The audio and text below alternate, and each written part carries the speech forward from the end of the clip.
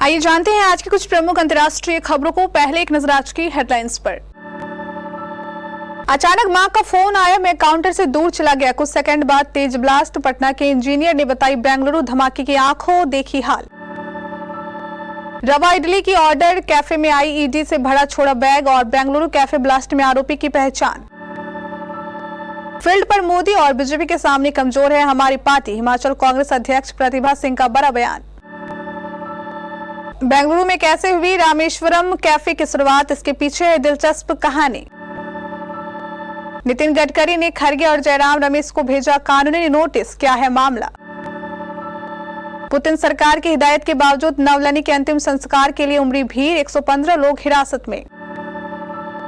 आज Ingersoll Rand और first source सहित इन 6 शेयरों में कमाई का मौका, क्या लगाएंगे दांव।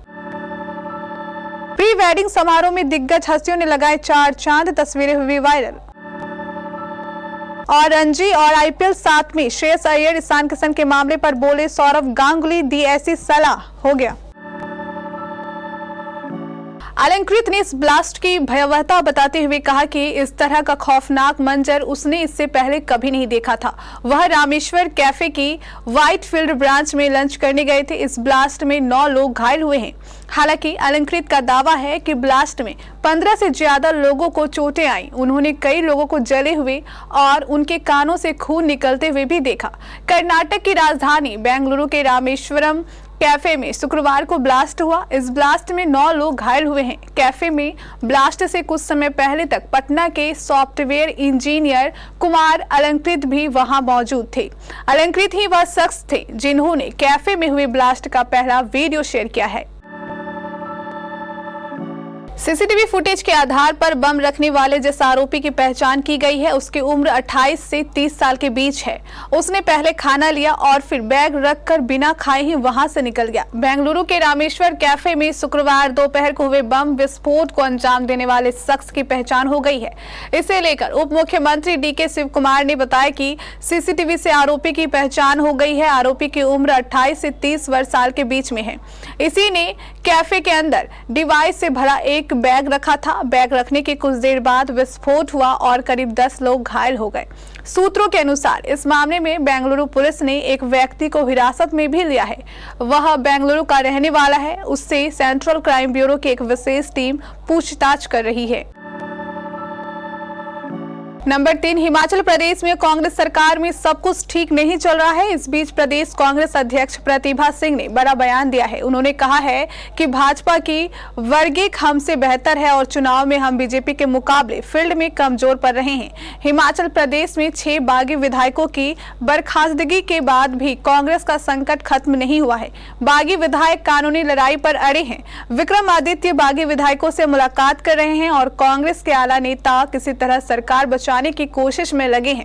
लेकिन अब अंदर खाने की तलखी खुलकर जुबानी जंग में तब्दील हो गई है और खुद प्रदेश अध्यक्ष प्रतिभा सिंह ने स्वीकार किया है कि लोकसभा चुनाव के लिए फील्ड में कांग्रेस बीजेपी से कमजोर नजर आ रही है।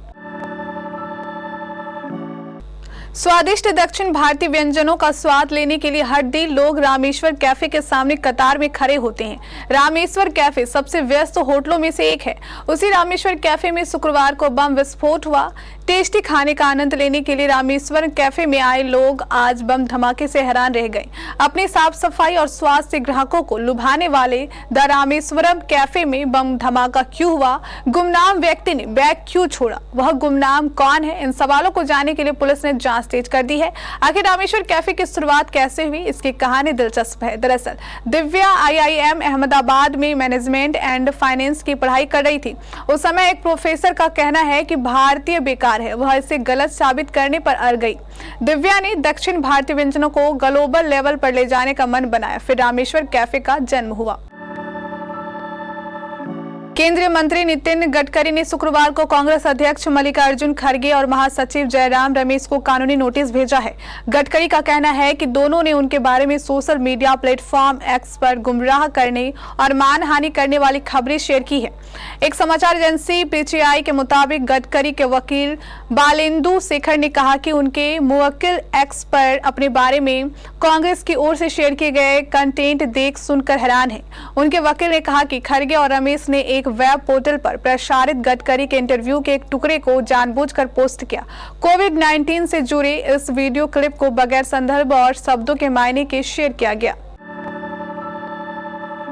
नवलानी के अंतिम संस्कार को लेकर बड़ी संख्या में पुलिस तैनाती की गई थी। वहीं कईयों को हिरासत में लेने के बावजूद पुतिन के कट्टर आलोचक रहे नवलानी के अंतिम संस्कार के लिए मॉस्को में हजारों लोग एकत्र हुए।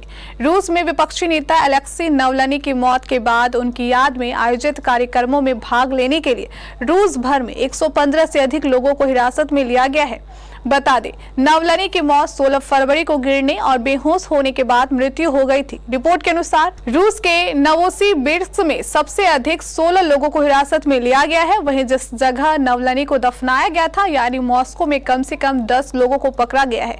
इसके अलावा येकातेरिनबर्ग और वोरोनिस क्षेत्र में क्रमशः 10 और 14 को हिरासत में लिया गया है।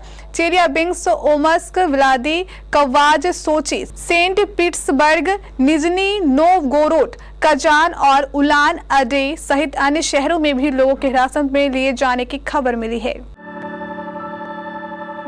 घरेलू शेयर बाजार शुक्रवार को तगड़ी छलांग लगाते हुए अब तक के सबसे ऊंचे स्तर पर पहुंच गए थे। प्रभावी जीडीपी आंकड़ों और विदेश निवेशकों का आकर्षण बढ़ने से शेयरों में चौतरफा लिवाली देखने को मिली। इससे बंबई शेयर बाजार का 30 शेयरों वाला सूचकांक सेंसेक्स 1245.5 अंक यानी 1.72% उछलकर 73,745.35 अंक पर पहुंच गया। ये इसका सर्वकालिक ऊंचा स्तर है। कारोबार के दौरान ये 1,318.91 अंक तक उछल गया था। इसी तरह नेशनल स्टॉक एक्सचेंज का निफ्टी भी 355.95 अंक यानी 1.62% की छलांग लगाते हुए 22,338.75 के नए समापन स्तर पर बंद हुआ। कारोबार के दौरान ये 370.5 अंक तक चढ़ गया था। अनंत अंबानी और उद्योगपति वीरेन मर्चेंट की बेटी राधिका मर्चेंट की 3 दिवसीय प्री वेडिंग समारोह की शुरुआत शुक्रवार को शाम को गुजरात के जामनगर में हुई। इस पार्टी में मनोरंजन जगत से लेकर क्रिकेटर, बिजनेसमैन और कई वैश्विक हस्तियों की मौजूदगी रही। सोशल मीडिया पर अब इस आयोजन की अंदर की तस्वीरें सामने आई है जिसमें कई सितारे पार्टी का लुत्फ उठाते दिख रहे हैं। जामनगर में अनंत अंबानी और राधिका मर्चेंट के 3 दिवसीय प्री वेडिंग समारोह में 2 दिग्गज क्रिकेटर देवेन बावरो और महेंद्र सिंह धोनी अपनी पत्नी के साथ नजर आए। ब्लैक आउटफिट में धोनी और साक्षी की जोड़ी कमाल लग रही थी। बीसीसीआई यानी भारतीय क्रिकेट कंट्रोल बोर्ड ने हाल ही में 2023 से 24 के लिए सेंट्रल कॉन्ट्रैक्ट जारी किया है जिसमें श्रेयस अय्यर और ईशान किशन का नाम नहीं था। अब इस पूरे मामले को लेकर हो रही पूरी चर्चा पर पूर्व भारतीय कप्तान सौरभ गांगुली ने भी अपनी राय रखी है। सौरभ गांगुली ने बीसीसीआई अध्यक्ष के रूप में अपने 3 साल के कार्यकाल के दौरान टीम इंडिया के कप्तान और प्रशासक दोनों के रूप में भारतीय क्रिकेट के विकास के लिए काम की है। अब दिल्ली कैपिटल्स के लिए क्रिकेट के निर्देशक के रूप में युवा भारतीय खिलाड़ियों के साथ काम करते हुए गांगुली ने टीओआई से खिलाड़ियों के विकास के लिए रेड बॉल क्रिकेट के महत्व के बारे में बात की है।